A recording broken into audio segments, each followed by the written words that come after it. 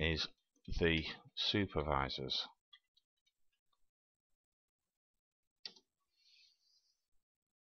And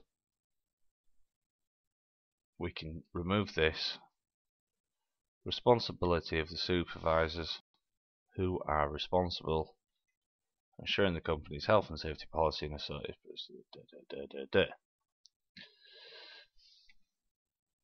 So we're going through this and we're making changes.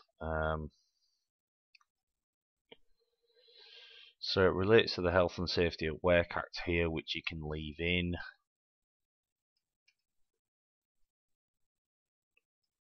And we'll remove.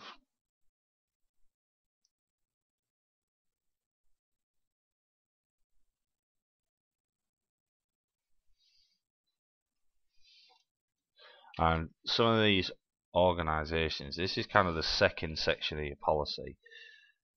So normally a health and safety policy is split into three sections. You've got a policy statement, which is like your statement of intent, so that's your commitment. You've got something called organisation and responsibilities, so that section basically says who does what. And then the last section is your arrangements, which says how you're going to carry out the policy. So we can tell here that the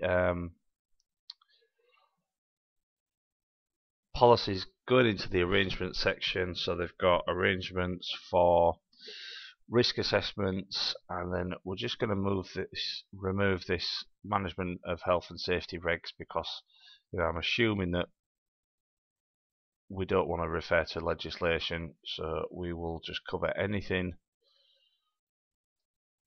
I'll remove everything that relates to kind of settings or legislation.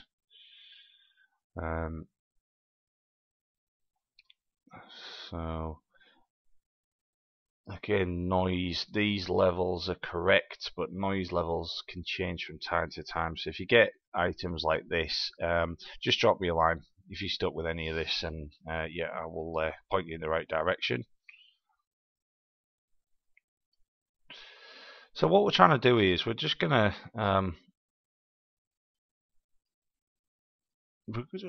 try and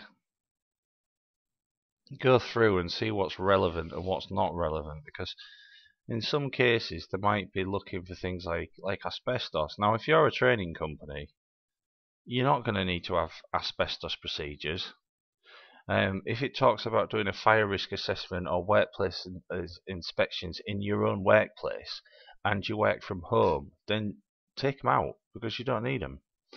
So what I'm going to do, this one is CMS staff, so I'm going to change CMS and change that to ABC contracting.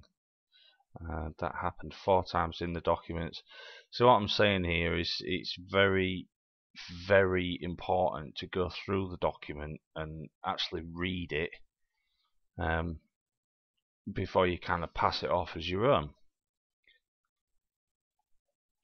So we're going through, and I'm just going to quickly go through and remove.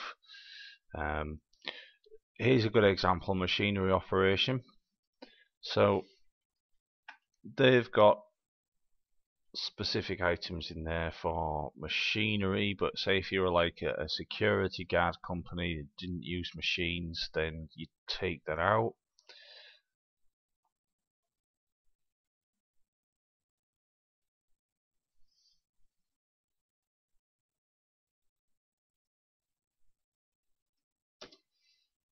Again, I'm removing things like regulations. If you have a look here, where it says welfare facilities provided as per Schedule 2 of the CDM regulations. Now, if you're not working on construction sites, then you're not going to fall part of CDM regulations. If you're a standard cleaning contractor, now this contractor very well might operate on construction sites, but if you're an office cleaning contractor or something like that, then those regulations don't apply to you, so you may just remove them. And so we're going to go through PAT testing. An important note about PAT testing: that's going to be done every 2 years. They recommend that it's every 12 months for office equipment and every 3 months for tools that you carry out on site. Asbestos I'm going to remove because I'm just going to assume that we don't do asbestos. This is great, this policy, because it's updating these numbers as we go along, so that's very nice. Thank you very much.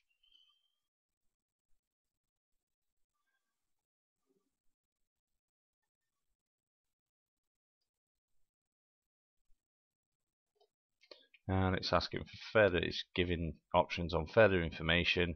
Now, here it's saying the health and safety executive, and it's got a telephone number and a health and safety information line. As of 1st of October, this information line is now defunct. So what I'd suggest is just taking this full section out, because the HSE's info line is closed down, so you wouldn't actually be able to ring the HSE for advice. But you can report accidents. So, what else have we got? Environmental policy statement.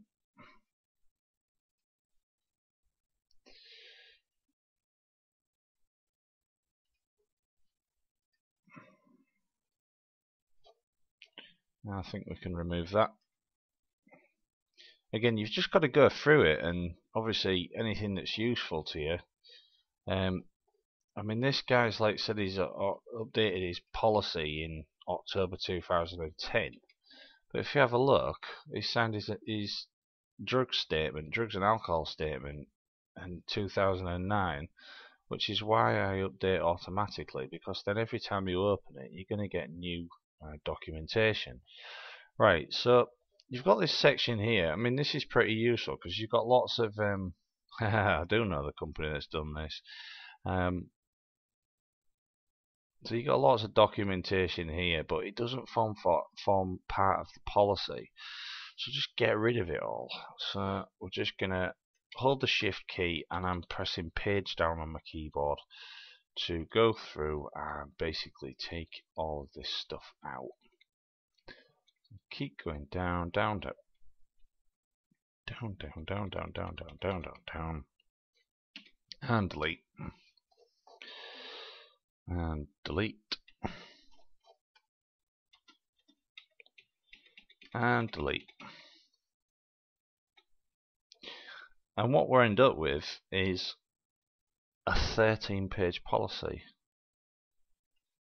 Now let's update this table of contents.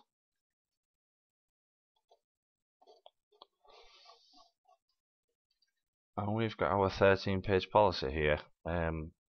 Didn't cost us a bean, and we've gone through, and it's a lot more specific to the company that we're looking for. Next, what I'll do is I'll show you how to find arrangements in the next blog. I'll show you how to find arrangements specific for your company. So let's say that we let's have a look at the working at height one. Let's say we use MUPS or scaffold towers or cherry pickers, anything like that, ladders. I'll show you how to find arrangements to drop into your new policy.